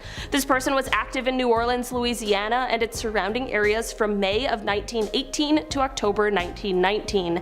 As the name implies, those who were targeted by this person were usually attacked with an axe, and it was usually one that actually belonged to the victims themselves. Many people believe that this person may have been targeting people of Italian descent because this was the theme among the victims, and some also believe that he was mainly targeting women and only took the lives of men when they tried to intervene. This is actually somewhat supported by the homes where women were killed but the men weren't. In the end, although this person is responsible for taking at least 12 lives, exactly who the Axeman is or was remains a mystery. Starting us off at number 10, Joseph Kony. In case you blocked out the fever dream that was Kony 2012, let me give you a bit of a refresher on the evil and cruel man known as Joseph Kony. Kony is a super evil who formed a Christian fundamentalist group called the Lord's Resistance Army, or LRA. The group initially aimed to overthrow the government, but didn't stop there. Soon Kony became notorious throughout all of Africa as a destructive warlord, and is documented having kidnapped 60,000 minors and forcing them into either becoming soldiers for his group or becoming slaves in other unspeakable ways. Kony claimed to be doing all of his crimes in the name of God and insisted he was was not a terrorist but a freedom fighter. And of course, that was definitely not the case. Since 2006, the LRA allegedly no longer operates in Uganda and is believed to be somewhere in the South Sudan, but no one knows for sure. And as for Coney, well, the monster is still out there hiding from authorities, but let's just hope that he is found soon. So before we continue with the list, I just wanted to let all of you know that I host a channel called Most Amazing Top 10 Anime. So if you like, overly powered characters with big eyes and crazy hair yelling at each other and punching and hitting each other, then check us out. The Frankfurt Slasher. This next awful human being is believed to have been, taking the lives of 9 women in Philadelphia between 1985 to 1990. All that's currently known about him is that he's most likely, or was most likely, a middle-aged Caucasian, as a number of his victims were seen with someone matching that description before their deaths. What's odd about this case, though, is that the victims' ages range from like their late 20s to late 60s. That's quite the gap there in age. Typically, serial killers have a more specific, age range of their victims. The only thing really connecting these 9 is that they were all female. Now, if the killer was indeed a middle-aged man in 1990, there's a good chance that he may no longer be alive. But if he is, probably an elderly man now, making this case incredibly frustrating, as this is a guy who managed to commit this string of murders and live his entire life having never faced any consequences. Coming in next, we have Josephine Sunshine Overacre. Active in the 1990s, Josephine started out as a mere environmental activist. But in 1996, along with genealogy professor William Roger, Josephine formed an offshoot of the already controversial collective called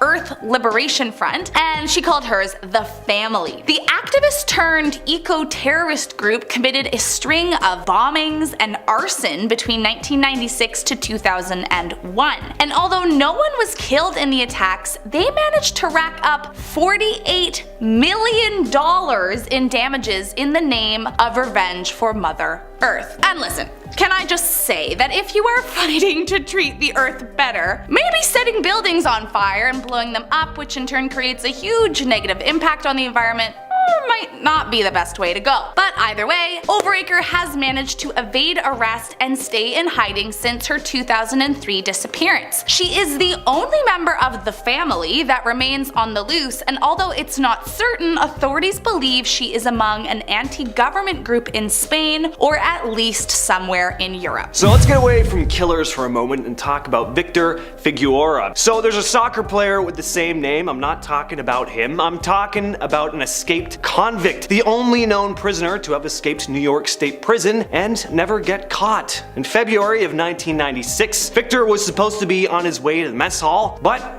they found he was nowhere to be found. Prison guards searched everywhere, only to find a set of footprints leading to an abandoned mine shaft. The conditions of said mine shaft making it really dangerous to continue their search. Now, what's so strange about this, case is that Victor wasn't serving a very long sentence, only like 4 years at most. But he had a phone call with his sister a few days before he went missing, saying that one of the prison guards was giving him a really hard time. It's been speculated that he might have died falling into the abandoned mine shaft, but who knows? He could have survived and is still out there. There's also the possibility that said guard had something to do with his possible death, which I definitely hope isn't the case. Anyway, he's not as evil as other ones on this list, but this is still a very strange case. Next up, the Freeway Phantom. The scariest thing about this convict is that no one actually knows who it is. An unidentified killer from Washington back in 1971, this monster abducted 6 young girls over the span of about a year. The Freeway Phantom was known to be a sicko and would tie up and strangle his victims before doing unspeakable things to their bodies, and then finally would dump them along the highway to be found. What was particularly odd about this killer was that he kept the victims' clothes on,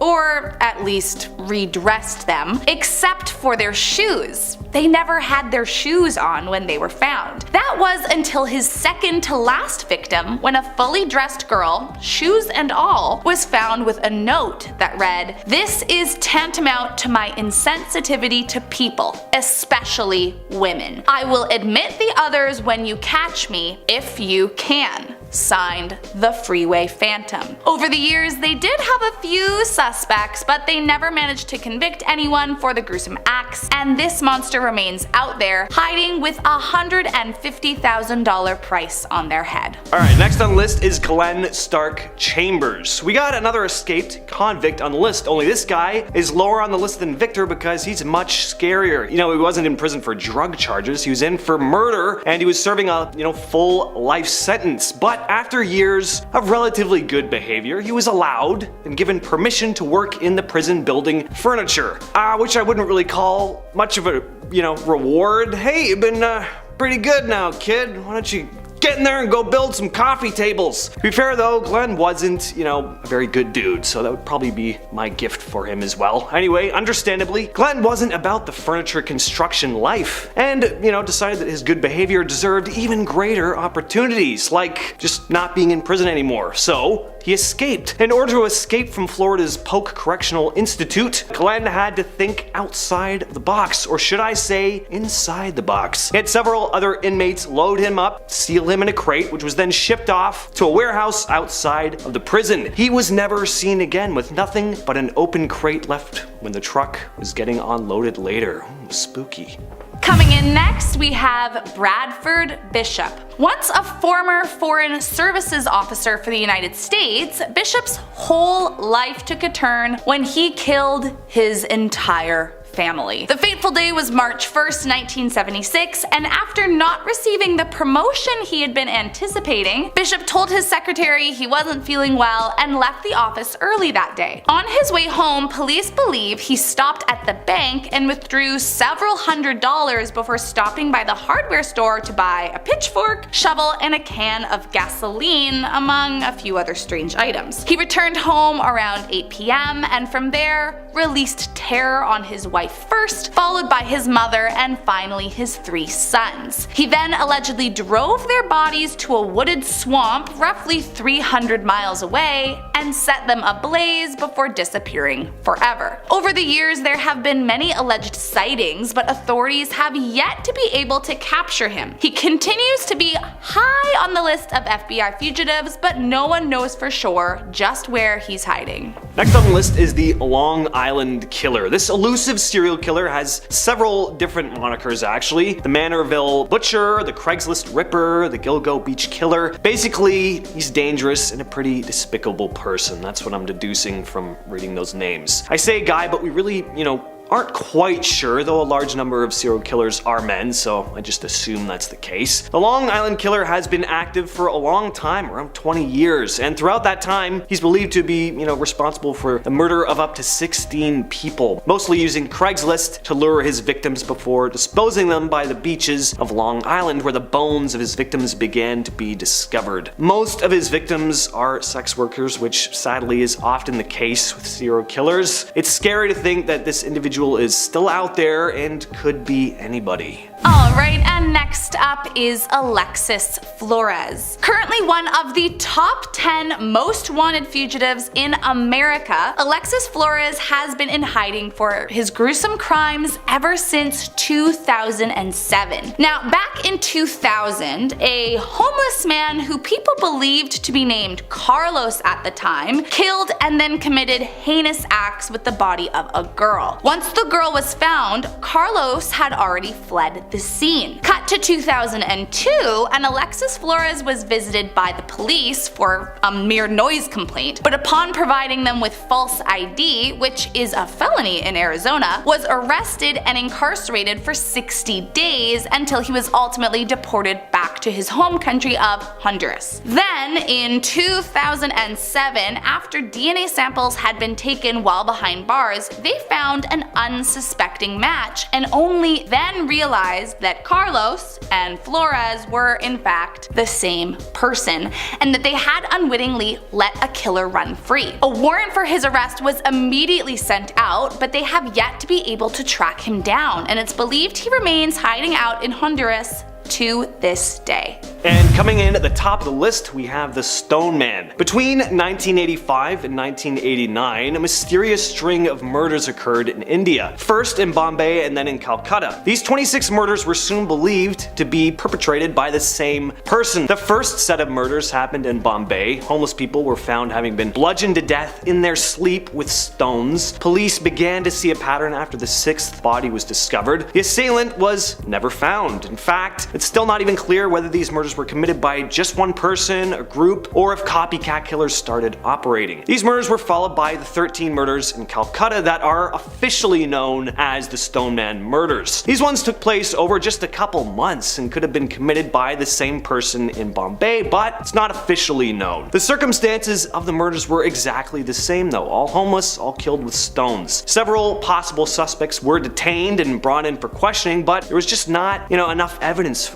or even any witnesses to these attacks, so anyone detained was soon released and the perpetrator or perpetrators have never been found. What makes this case extra sad is that the victims were members, of society who were, cast aside and forgotten about, and their murders were never, high profile, making it much easier for whoever committed the crimes to go under the radar. Starting off in our number 10 spot, we have Quincy Allen. Quincy Allen is a man who went on a crime spree between July and August of 2002 where he took the lives of 4 people. His crime spree was actually inspired while he was in prison serving time for stealing a vehicle. It was here that a fellow inmate decided to start recruiting others and told him that he could get Quincy a job as a mafia hitman. When Quincy was released, he decided to buy a shotgun so he could start practicing. Man, I really wish he showed this kind of dedication to literally anything else. Quincy started off this horrific crime spree on July 7th, 2002 by attacking a 51-year-old homeless man who was sleeping at the time. Luckily, this man was able to survive the attack. His crimes continued until he was arrested on August 14th, 2002. After his arrest and trial, Quincy received a sentence of death and is still on death row awaiting execution. His sentencing did not deter him from the criminal life, however, as in 2009, Quincy, along with another inmate, planned an attack on a correctional officer at the prison they both reside at. Quincy was intended to be executed on January 8th, 2010, but there was a stay of execution that was accepted, and as of July 26th, 2022, literally just over a month ago, Quincy's death sentence was overturned. In our number 9 spot today, we have the Golden State Killer. The Golden State Killer is one of the most famous serial killers of all time, and he managed to elude police for 30 years. From 1973 to 1986, the GSK was responsible for taking the lives of 13 people, harming 50, and 120 different burglaries all across California. Throughout the investigation process, he used different tactics to both taunt and threaten police and victims, which is just another level of being messed up. If you don't know how this story ends, buckle up though, because it is wild. So those like family DNA tests like 23andMe where you send in your DNA and then they send you back your genealogy? Well, basically these kinds of services helped identify who the real Golden State Killer was. In 2018, when Detective Paul Holes and FBI lawyer Steve Kramer uploaded the Golden State Killer DNA profile, which they were able to obtain from the crime scenes, to the website GED Match, they were able to find 10 to 20 people who had the same great-great-great-grandparents as this DNA match. From there, a genealogist made a large family tree, and then they were able to single out 2 main suspects. After covertly collecting DNA samples from one of the suspects and comparing them to the crime scene DNA, they were finally able to arrest Joseph James D'Angelo, who is the Golden State Killer. After decades of waiting, the victims of his crimes were finally able to see justice served as he was sentenced to 12 life sentences plus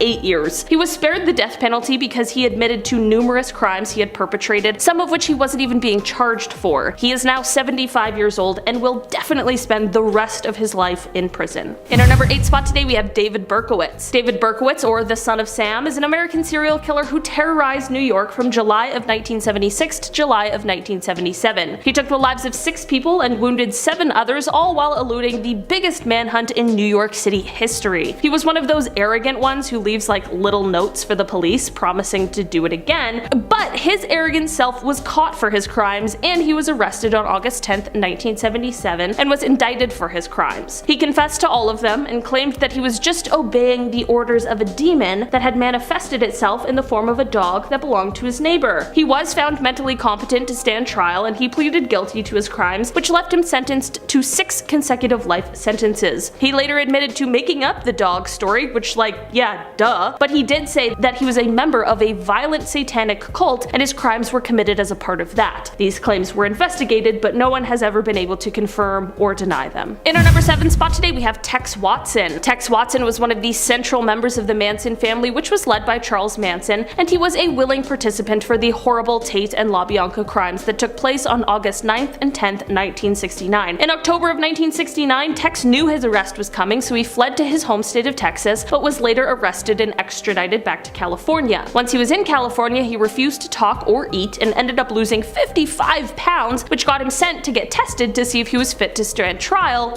which he was. In 1971, he was convicted on 7 counts of first-degree unalive and 1 count of conspiracy to commit unalive. He originally received a death sentence, but it ended up being commuted to life in prison. Get this, you guys, though, he was able to release a book while in prison, and he got married, and through conjugal visits, he was able to have 4 children. But thankfully in 1996 they banned those kinds of visits for people serving life in prison, and in 2003 he got divorced because his wife had met someone else. I hope so. In our number 6 spot today, we have Scott Erskine. Early in life, Scott began to commit violent crimes against others that I truly cannot even speak about here on YouTube, they're so bad. He spent 4 years in prison for one of these crimes when he was around 17 years old, but when he was paroled after the 4 years, he immediately began committing crimes again. In 1993, Scott invited a woman who was waiting for the bus into his home and ended up holding her hostage for several days. After letting her go, he was quickly arrested and ended up being sentenced to 70 years in prison. This is when he had to submit DNA to a database, and in March of 2001, that DNA was matched when the cold cases of the unsolved killings of Jonathan Sellers and Charlie Keever were reopened. In 2004, a jury sentenced him to death, and 6 days later he was transferred to San Quentin. In an interesting turn of events, Scott did die on death row, but it wasn't due to a scheduled execution. Scott died a couple of years ago in July of 2020 after contracting COVID-19. In our number 5 spot today, we have Charles Ng. Charles' story starts off shortly after he moved to the United States on a student visa. He dropped out after his first semester, and soon after he was involved in a hit-and-run accident. He then tried to avoid prosecution by enlisting in the United States Marine Corps, using false documents that stated his birthplace was within the United States. He was arrested by military police a year later for stealing automatic weapons, and then somehow he escaped custody, headed back toward Northern California, and this is where he met Leonard Lake, who is another real piece of work. Charles did end up going away and serving a bit of time, but it was only 18 months and he was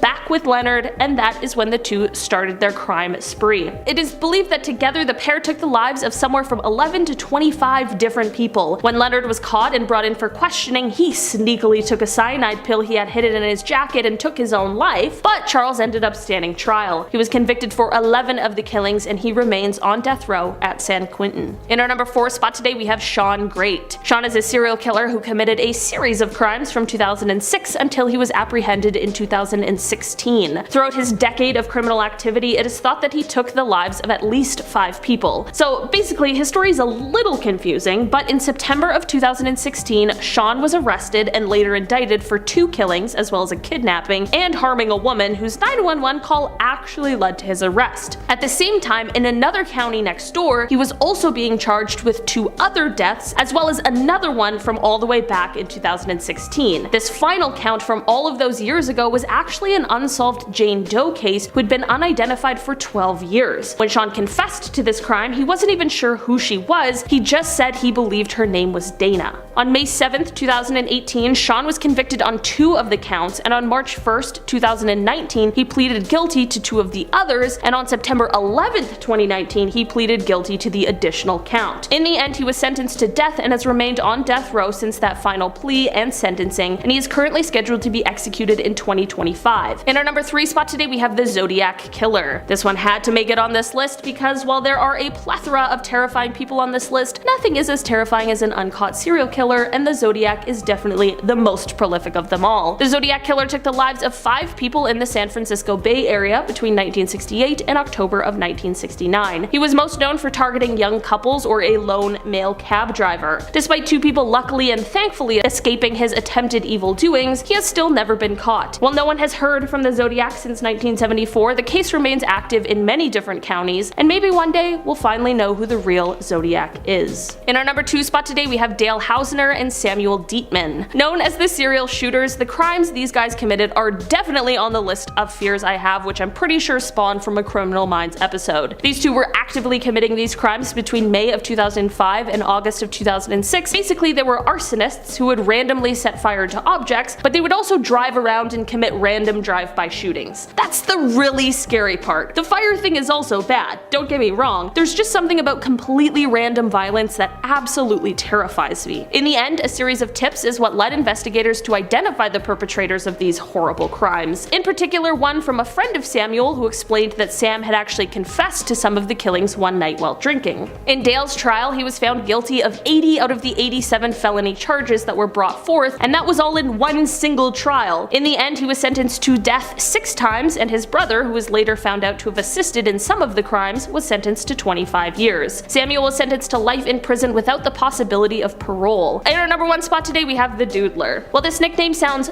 very sweet, it, like everything else on this list, is very sinister. The nickname that this unidentified killer received is due to his practice of sketching his victims before taking their lives. This unidentified killer committed their crimes in the San Francisco area from January of 1974 to September of 1975, and they specifically targeted gay men. It is believed that 14 deaths can be attributed to this killer, while 3 others were injured in the process. Unfortunately, because of the stigma and sensitivity surrounding gay men at the time, the 3 who survived this monster were very reluctant when speaking with the authorities for fear of being outed as a result of it. This has led to there being very little information for them to work with in terms of identifying the man responsible. For a while, there was a primary suspect, but that person has never been officially charged because sadly, none of the survivors felt comfortable enough to testify in court. Coming in at number 10 is the Colonial Parkway Killer. An active criminal between 1986 to 1989, this person specifically targeted couples traveling Virginia's scenic parkway late at night. During that time, 3 couples were found dead and 1 couple went missing but is presumed to have the same fate. A different couple was found each year, leading authorities to question, was this person only killing once a year, or were this just the ones they found? The cases had received major media coverage, including documentaries, news articles, and TV shows as recent as 2021, but despite having over 130 suspects, the FBI have yet to be able to put a name to the face of the crimes. One bizarre piece of this puzzle is that in 2010, a note was discovered in a box taken years earlier from one of the victims' apartments. The note stated that she was to meet someone in a blue van at a rest stop, and when the Virginia State Police was asked about this, they claimed that the note had been previously examined. But in 1989, during the time of the murders, an investigator involved told case reporters that he was unaware of the existence of the note. So, if you ever find yourself driving the scenic route of Virginia, do yourself a favor and don't make a pit stop. Next up at number 9 is Glenn Stewart Godwin. In 1996, this killer was added to the Federal Bureau of Investigation's top 10 most wanted list after he escaped from a California prison back in 1987. At the time of his escape, he was serving a 26 to life sentence for the death of Kim LaValle. Trying to hide the body, took her up a mountain and decided to use a homemade explosive in an attempt to make the remains disappear. However, residents of the mountain only a few months later came across some remains, thus sparking his arrest. When he escaped prison in 1987, he fled to Puerto Vallarta, Mexico and joined up with a cartel, but was found and convicted in 1991 and sent to jail in Guadalajara. It was here that he took the life of a fellow inmate and then escaped a second time only 5 months later. Authorities have yet to track him down after 31 years, but it is believed that he is still on the loose today. So, keep your eyes peeled if you're ever in Latin America, because the FBI is offering a $20,000 reward for anyone with information that could lead to his arrest. Next up at number 8 is Bible John. Active between 1968 and 1969 in Glasgow, Scotland, the man nicknamed Bible John is believed to be responsible for the death of 3 young women. All 3 of his victims were young brunettes who he would lure in at a local dance hall in the city. The unidentified criminal is referred to as Bible John as, according to a key witness, saw a man who picked up women yet quoted extensively from the Old Testament and frowned on adultery. But of course, taking the lives of young women seemed alright in his books. For decades, the Glasgow police have tirelessly searched for the monster, but have remained unsuccessful in tracking him down. To date, the search for Bible John has been the most extensive manhunt in Scotland criminal history. It was also the first time in Scotland's history that a composite drawing of the perpetrator was allowed and publicized in an attempt to get more information from the public. Although there have been a few suspects over the years, none have been convicted, and to this day it is unknown who is responsible for these horrible attacks. Next up at number 7 is the Monster of Florence. Active between 1968 and 1985 in Florence, Italy, this man is responsible for the death of 8 young couples who he would target while they snuck away into the woods trying to be intimate outside of their homes. Now, in 1970s Italy, this could be a common occurrence, as it was customary for young couples to not live with each other until marriage, and with nowhere else to go, sometimes the great outdoors was their only alternative. The part about this that really gets under your skin is that the female victims would be found mutilated, with their intimate areas removed with, quote, a surgical precision that led police to believe he had a medical background. More than 100,000 men were investigated for these crimes, with some being arrested or even tried, but eventually another killing would occur, exonerating them and forcing police to continue their search. The search continued for this gruesome monster, and a local farmer named Pietro Pacini was convicted in 1994 for 6 of the killings, but later in 1996 it was overturned. Pacini then died a few years later, but it is strongly believed he did not work alone, and while 5 accused men have been sent to jail at one point or another, they were all eventually released, leaving this case wide open with the alleged convict running free. Coming in at number 6, we have the Upstairs Lounge Fire. In June of 1973, a New Orleans gay bar was the victim of the second worst attack on the American queer community, only surpassed in 2016 by the Pulse nightclub massacre. The Upstairs Lounge was a beloved hub with drag queens and music, but sadly on this 1973 Pride weekend, everything would change. The bar was located on the 2nd floor of the building, and out of nowhere patrons started to smell gasoline, but initially thought nothing of it.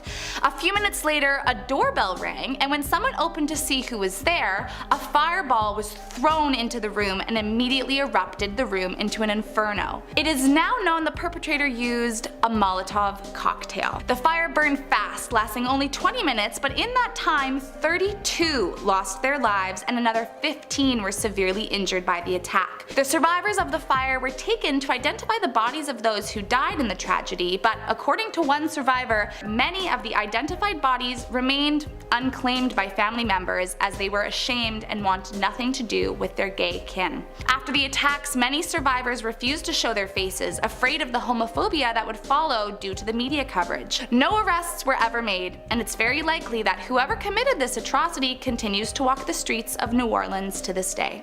Next up at number 5, the Stone Man. Active between the years of 1985 to 1988 in Mumbai, India, this mysterious criminal was never caught. Believed to be responsible for the death of 26 people, the Stone Man got their name due to their cruel methods.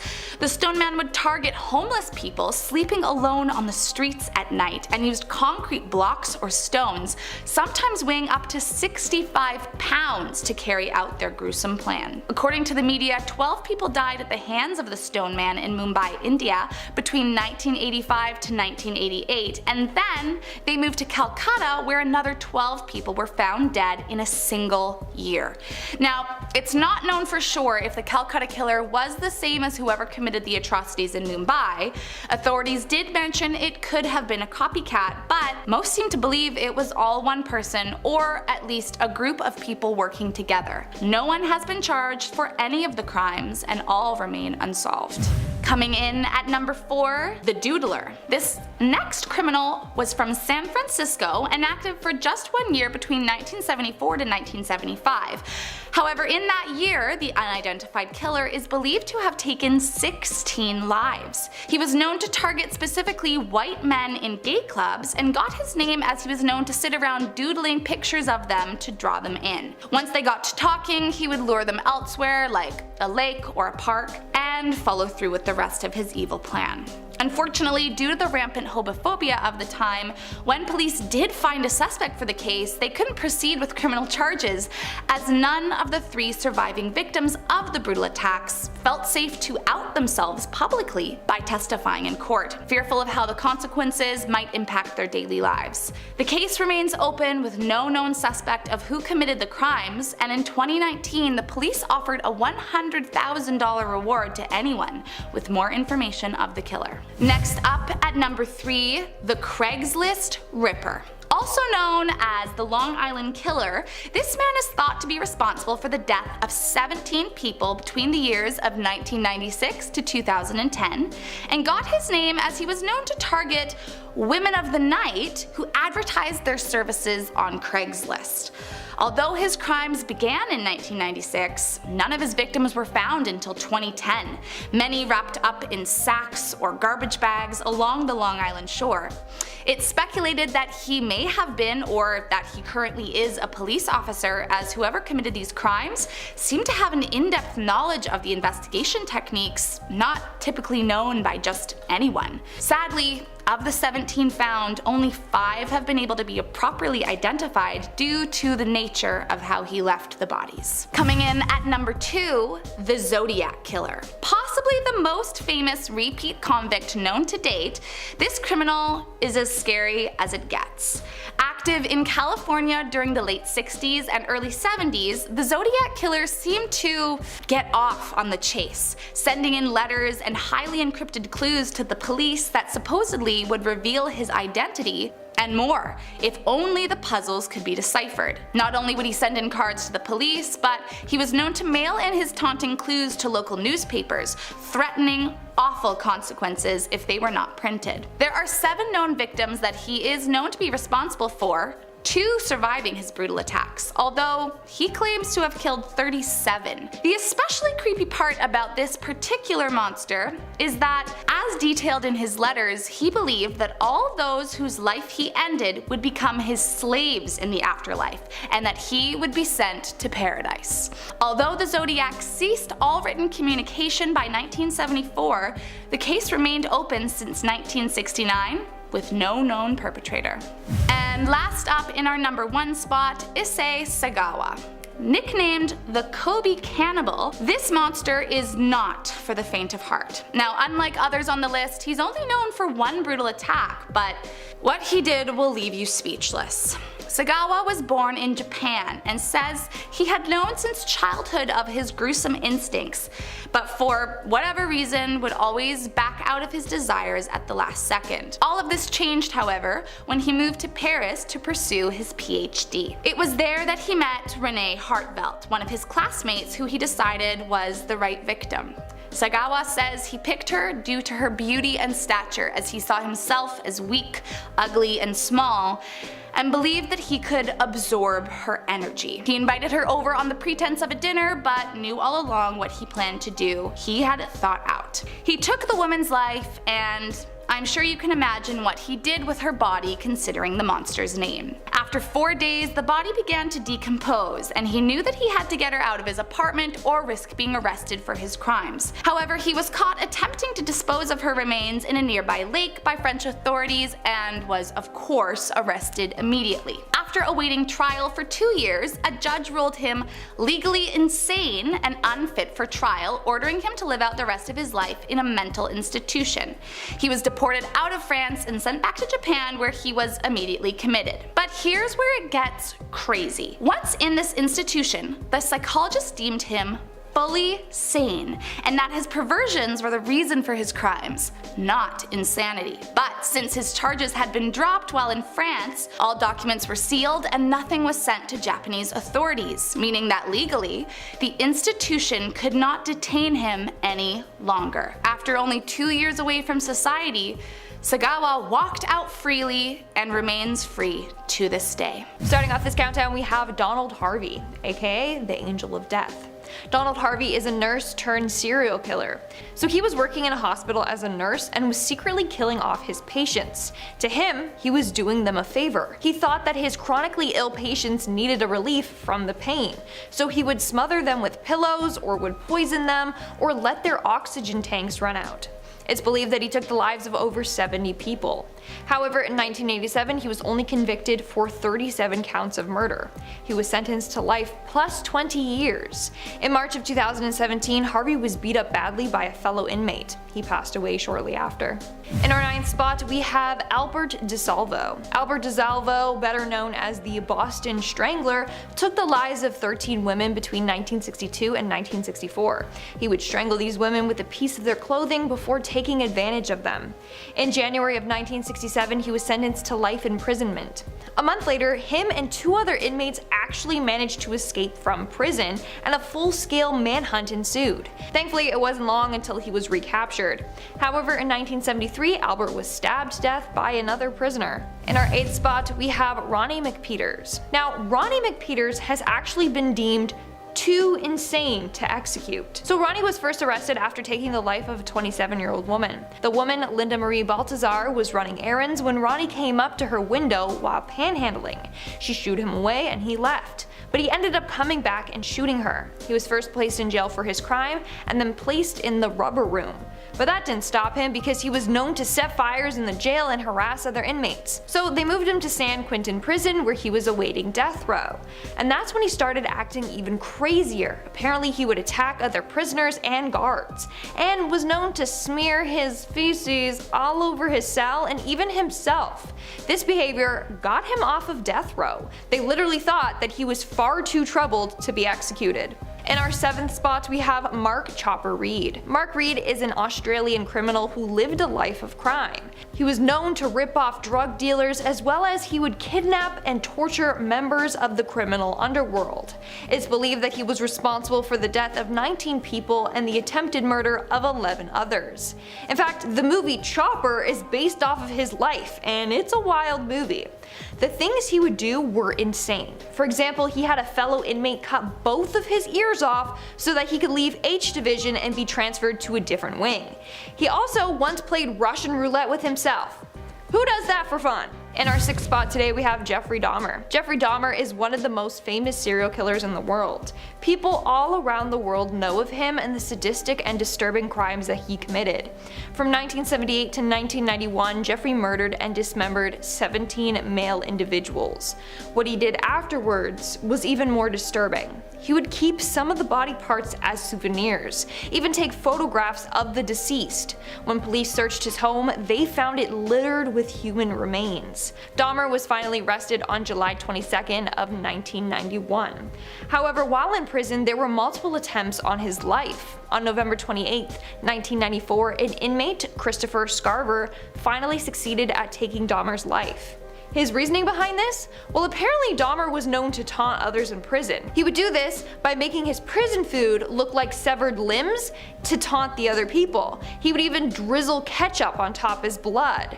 Christopher and others found this very unnerving, so he decided to take action against him and beat him to death. We are now at our 5th and halfway mark with Jason Barnum, aka better known as Eyeball Man.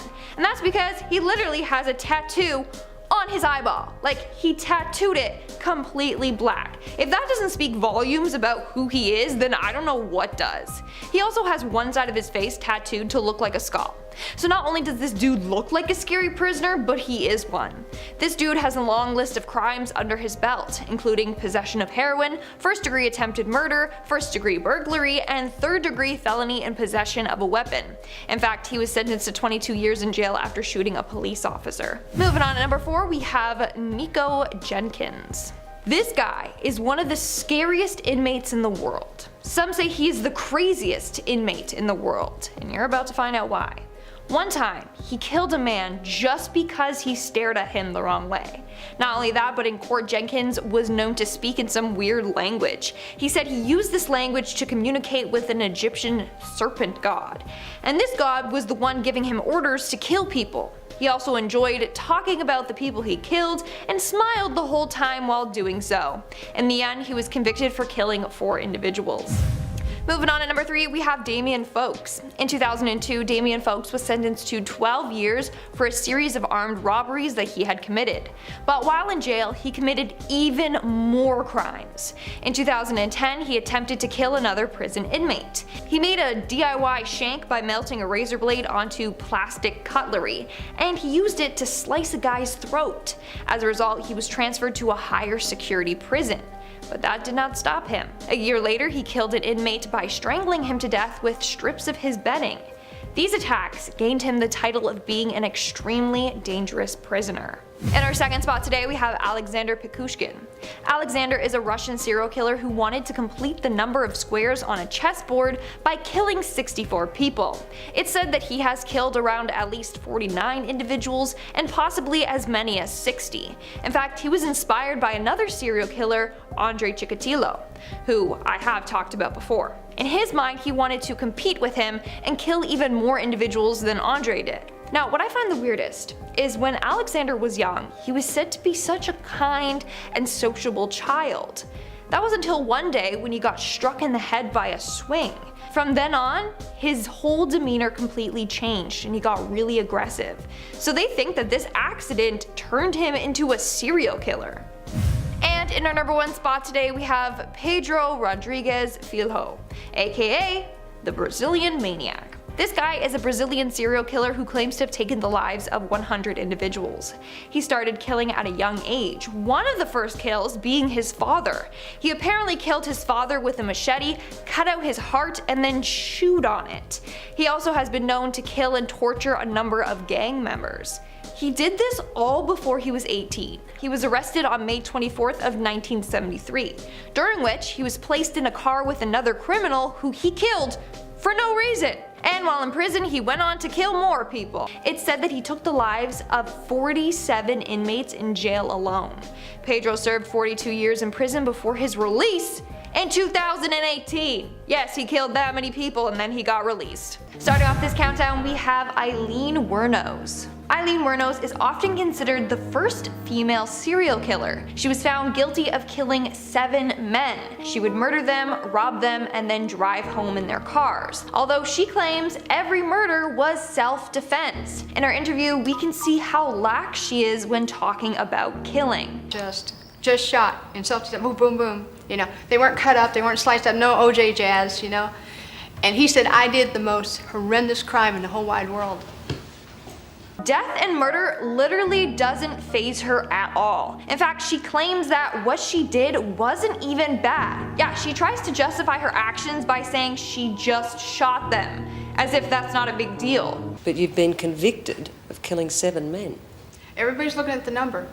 Does that not, you killed 7 men, 7 strangers, does that not make you a serial killer? So I didn't kill them every day, did I? Again, she's acting like her killing 7 men isn't a big deal. Like, oh, it's just 7 men, people have done worse. It's crazy. Moving on to number 9, we have the Night Stalker. Richard Ramirez, otherwise known as the Night Stalker, was an American serial killer and robber who killed 13 to 16 plus individuals. At his trials, the judge stated that he never showed any remorse for these doings. I think the creepiest part about his interview is when he admits to being evil. Do you admit to being evil, Richard? We are all evil in some form or another, are we not? Yes, I am evil. Not 100%, but I am evil. And we see him try to justify his killings by saying the government does worse things to people than what he has done. Serial killers do on a small scale what governments do on a large one. They are a product of the times, and these are bloodthirsty times. Even psychopaths have emotions if you dig deep enough, but then again, maybe they don't. In our 8th spot, we have Edward Edwards. Edward Wayne Edwards, otherwise known as the Hook Man or the Man with the Hook, was an American con artist turned serial killer. In fact, when he committed his long list of crimes, he never wore a mask because he wanted to be famous. In 2010, he did an interview and confessed to all his crimes. Again, it makes me so uncomfortable listening to how killers took someone's life. Taking his hand, he's going through the bottom of the duffel bag trying to find the cigarettes, and I'm standing right here, and I have the sawed-off shotgun, and I ease it out of the bag while Danny's down there looking, and He's just too calm talking about all of this. During the interview, he also stated that he wanted the death penalty and thinks that he deserves it. I want the death penalty. You don't want us to be in prison for a long time on everything else that's been going on. Right, I'm not a healthy man. In our 7th spot, we have Paris Bennett. During an interview with Piers Morgan, Paris Bennett, who at 13 years of age killed his young sister, admits that he did this as a way to punish his mother. Specifically in the end, yes, to cause your mother maximum pain. This has achieved your goal, which was to effectively mean your mother lost both her children at once. In 2007, Bennett convinced their babysitter to leave early and then proceeded to stab his sister 17 times. It's such a tragic case. What makes it worse is how he pretends to say he loved his sister. In the interview, he was asked to describe why he loved his sister, and he couldn't. Because I loved her. I loved her with every fiber of my being. They say it's like asking a colorblind person to describe the color red. They can't do it. He can't describe love because he can't feel it. Exactly like she said, it's because Paris is incapable of feeling emotions. No guilt, no love, nothing. Moving on to number 6, we have Angela Simpson. Right. You murdered this man. Yes. You tortured him. Of course. This is an interview with killer Angela Simpson. She was arrested after torturing and killing a man in a wheelchair for snitching. During this interview, she tells exactly what happened, how she did it, and why. The scariest part is how forward she is about this all. She doesn't care that she's going to prison or that she killed someone. You're not here to pretend to be remorseful. Of course not. Why would I do that? Are you remorseful? Not at all. She's not remorseful at all, and she's very open about everything. To my house, walked him down the street. I don't know why the media acts like the mother couldn't walk. He walked very well. Walked him upstairs, kicked his ass. Like, imagine being okay with taking someone's life. This interview sends shivers down my spine just listening to her and watching the stillness in her body and the calmness in her voice. We are now at our 5th and halfway mark with Manuel Vela. In 2016, a 28-year-old man, Manuel Vela, was arrested after killing his girlfriend and their unborn baby. In this interview, you can tell that Manuel suffered from schizophrenia. He claims that the father told him to kill his girlfriend and her baby. Keep in mind, he is the father to her baby. And then he says that he is the Antichrist. And that's where I cut her open when he told me to. Who told you to? The father, it's just the same one who was to communicate with Jesus Christ is when he was there. Although it seems like he is intoxicated during this interview, he is not. He's just experiencing hallucinations and delusions. In this interview, he also claims he would receive commands from outer space and extraterrestrials. A lot of people found this interview disturbing just because you can see how far gone Manuel is. He's no longer in control of himself. In our 4th spot, we have Arthur Shawcross. Arthur John Shawcross was an American serial killer in Rochester, New York that took the lives of 13 individuals. His first 2 murders were committed in 1972. He was caught for both and then sentenced to 25 years. But after serving 15 years, he was released on parole. That's when he continued on with the killings and took the lives of 11 different people. His interview is creepy for a number of reasons. Do you remember killing her? Yeah, possibly. He gives me the chills. He's just twitching and his voice is just so unnerving. But it gets worse once he starts talking about his crimes. How did you kill her? Probably strangulation. How do you know when they're dead? How? I don't know, just do.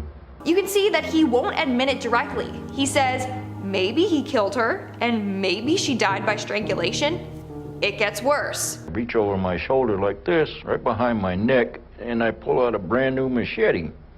When she backed out, I come up behind her. He's just a ruthless killer. In our third spot, we have Ted Bundy. Ted Bundy was an infamous serial killer who was responsible for murdering 30 women. Although it's thought that this number may be even higher. He would often kill these women in brutal ways. In his interviews, he shows no remorse for his actions, and the calm tone of his voice is very disturbing. I can see how certain feelings and ideas developed in me to the point where I began to act out on them. Certain very violent and very destructive feelings. Throughout this whole interview, Bundy tries to gain sympathy from the interviewer and the audience. You can see how he's trying to manipulate your emotions, which is terrifying. A lot of people commented saying that Bundy is trying to act human in these interviews. He knows exactly what to say and how to say it to manipulate you.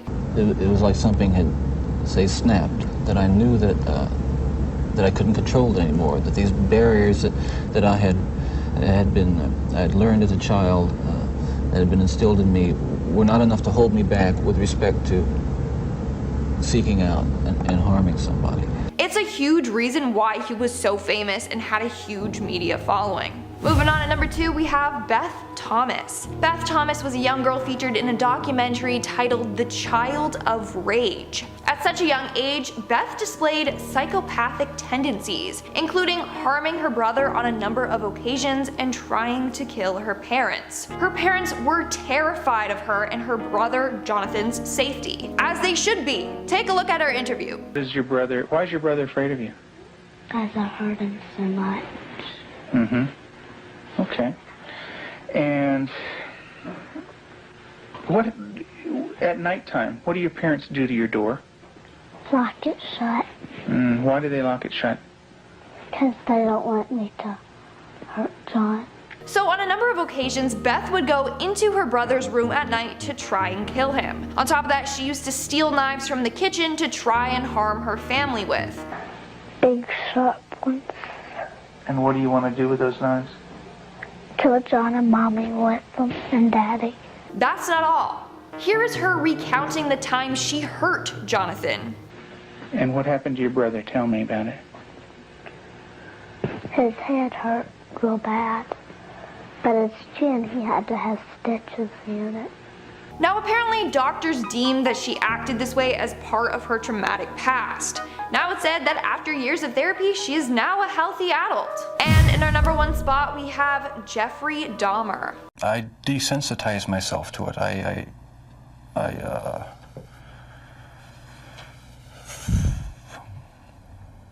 don't know, I went to great lengths. Between 1878 to 1991, American serial killer Jeffrey Dahmer murdered and dismembered 17 men and boys. He would pack the victims' body parts into plastic bags and bury them behind his parents' home. He would also take disturbing photographs of his deceased victims and keep certain body parts as souvenirs. He also had tendencies to eat the victims. This gave him the name the Milwaukee Cannibal or the Milwaukee Monster. Upon searching his home, police found albums full of pictures of body parts, and his place was filled with human remains. Before his death, Jeffrey had an interview with Inside Edition and other news channels. In these interviews, he shares gory details about the men he killed and why he did it. One time I brought this young man back to the hotel room, the Ambassador Hotel. Was just planning on drugging him and spending the night with him. Had no intention of hurting him. What's creepy is how calm he is talking about all this. Like he's murdered so many people and shows no remorse, just like all the other serial killers on this list. I was handcuffed, and it was just the realization that there was no point in trying to hide my actions anymore. Hearing him say that he kept the dead with him as long as possible makes me sick. When police raided his house, they found heads were in the fridge and freezer. 2 skulls were on display in the house, and they found a 57-gallon drum filled with decomposing bodies in his room.